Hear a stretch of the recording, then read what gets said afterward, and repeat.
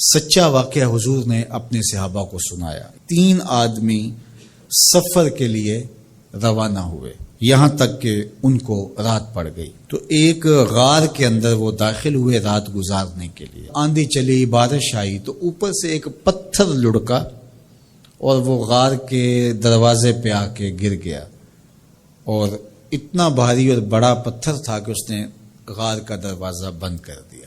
انہوں نے آپس میں بات کی اور کہا، تم اس غار میں پھنس گئے ہو، اب یہاں سے نکل نہیں سکتے مگر یہ کہ تمہارے وہ عمل جو محض اللہ کی رضا کے لیے تم نے کیے ہیں، ان اعمال کا وسیلہ دے کے اللہ سے دعا مانگو۔ ان میں سے ایک آدمی نے کہا، اللہ میرے ماں باپ بوڑھے تھے، اور میں جب بھی بکریاں چرا کر کے آتا تو میں دودھ دو کر کے سب سے پہلے اپنی ماں کو اور اپنے باپ کو پیش کرتا۔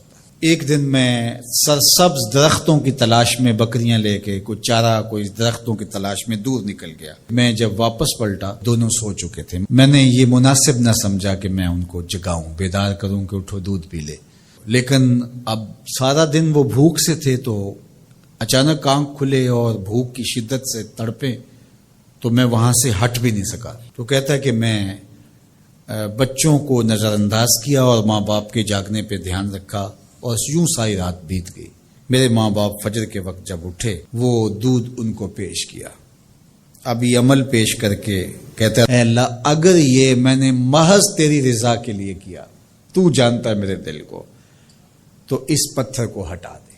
تو پتھر تھوڑا سا سرک گیا، لیکن اتنا نہیں تھا کہ وہاں سے یہ باہر نکل سکے۔ اب دوسرے کی باری آئی، اس نے کہا، اے اللہ میرے چچا کی ایک بیٹی تھی جو مجھے بہت زیادہ محبوب تھی، مرد عورت کے ساتھ جتنی محبت کرتا ہے اس طرح میرا اس کی طرف رجحان قلب تھا، تو میں نے اس کو اپنی خواہش کی تکمیل کے لیے کئی بار کہا، لیکن اس نے کہا کہ یہ نہیں ہو سکتا۔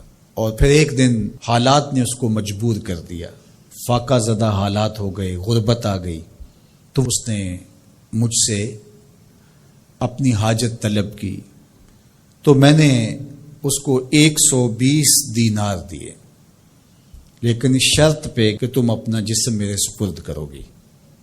اب مجبوری سے اس نے کہا ٹھیک ہے، لیکن میں نے دیکھا کہ اس کا وجود اللہ کے خوف سے کانپ رہا تھا، اور مجھے کہنے لگی اتق اللہ، اللہ سے ڈر اور اس کی حدوں کو نہ توڑ۔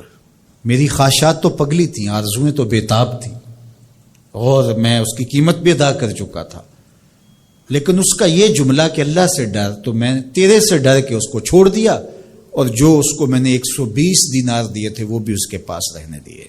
اللہ میرے اس مخفی عمل کو تو ہی جانتا ہے، تو اگر میں نے تیری رضا کے لیے ایسا کیا تو اس پتھر کو ہٹا دے۔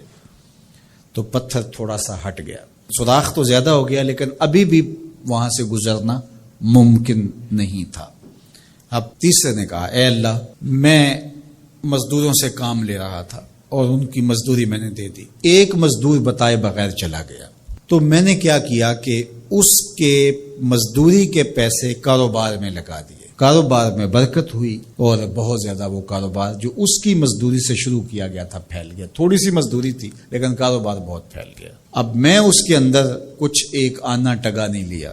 ایک عرصے کے بعد وہ شخص آیا، اس نے کہا مجھے میری مزدوری دے۔ تو میں نے کہا یہ بکریاں، یہ بھیڑیں، یہ اونٹ، یہ غلام، یہ نوکر چاکر، یہ سب کچھ ہے، یہ تیری مزدوری ہے۔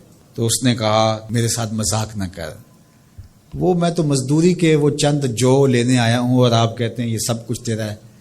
تو اس نے ساری صورتحال بتائی، تو اس نے وہ ساری بکریاں، وہ سارے اونٹ، ساری گائے اور سارے غلام ہانکے اور چل دیا۔ کہا اے اللہ اگر یہ عمل میں نے تجھے راضی کرنے کے لیے کیا تھا تو پتھر کو ہٹا دے۔ تو حضور نے فرمایا وہ پتھر ہٹ گیا اور یہ چلتے ہوئے باہر آ گئے۔ جب اللہ کی رضا کے لیے کام کیے تو مشکلوں سے نکلنے کے راستے ملتے۔ ایک روایت میں آتا ہے جو آسانی کے وقت اللہ کو فراموش نہیں کرتا، اوکھے ویلے اللہ اس کو فراموش نہیں کرتا۔ ہم تو کسی مصیبت میں پھنسے تو چالاکیاں کرتے ہیں، کوئی چالاکی، کوئی مکر کہ اس سے نکلیں۔